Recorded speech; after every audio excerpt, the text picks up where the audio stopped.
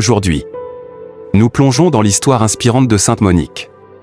Cette mère dévouée dont la foi inébranlable et les prières incessantes ont conduit à la conversion de son fils, Saint Augustin. À travers sa vie, nous découvrons la force de l'amour maternel et la puissance de la prière persévérante, même face aux épreuves les plus ardues. Voici l'histoire de la vie de Sainte Monique. Origine et jeunesse.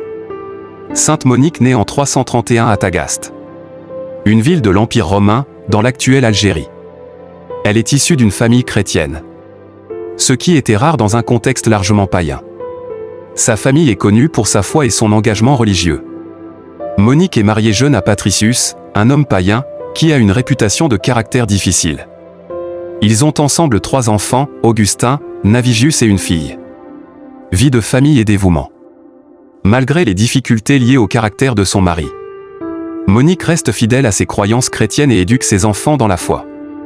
Patricius se convertit au christianisme juste avant sa mort en 371.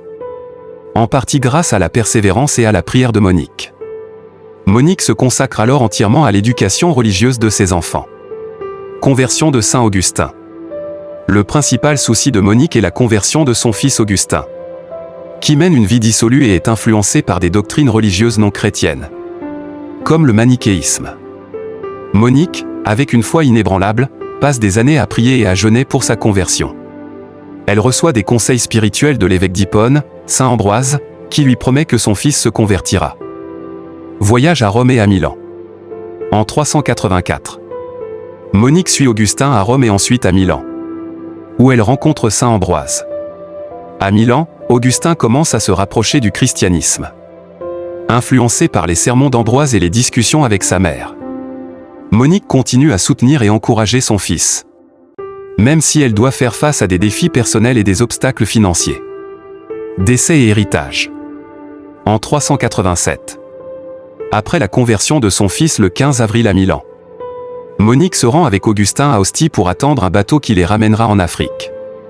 Cependant, elle tombe malade et meurt le 27 août 387 à Ostie.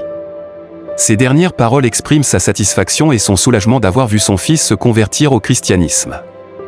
Vénération.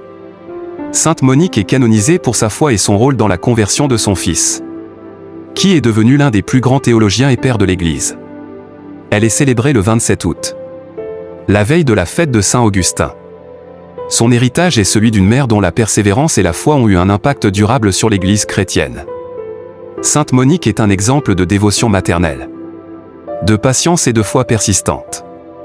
Son histoire inspire les croyants à persévérer dans la prière et à faire confiance à Dieu dans les moments de difficulté. En retraçant la vie de Sainte Monique, nous sommes exhortés à imiter son exemple de patience et de foi inlassable. Que son histoire nous rappelle que, par la prière et la confiance en Dieu, aucune âme n'est hors de portée de la grâce divine. Soyons inspirés par son parcours à persévérer dans notre propre cheminement spirituel et à intercéder pour ceux que nous aimons. Merci d'avoir pris le temps de regarder cette vidéo sur la vie de Sainte Monique. Nous espérons que son histoire vous a inspiré et encouragé dans votre propre cheminement spirituel. N'oubliez pas de vous abonner, d'aimer et de partager pour continuer à découvrir ensemble d'autres histoires de foi et de persévérance. Que Dieu vous bénisse et vous accompagne chaque jour.